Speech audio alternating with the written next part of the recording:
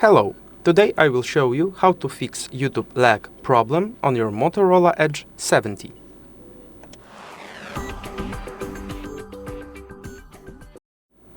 At the beginning, let's check background running apps.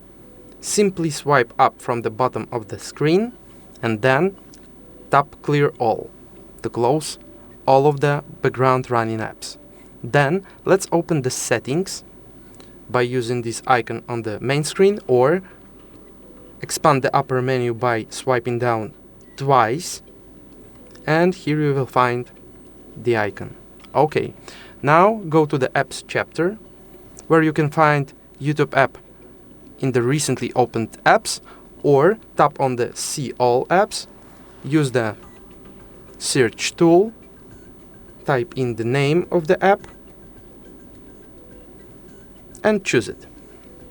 Then force stop the app by using the button. Confirm by OK. After that, go to the storage and cache part where use clear storage function. Confirm by delete. OK. And in the end,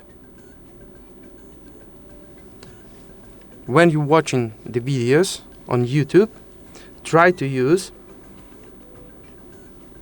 not the highest resolution of the video, I mean quality. So go here, pick advanced and choose 480 or 360p for better performance.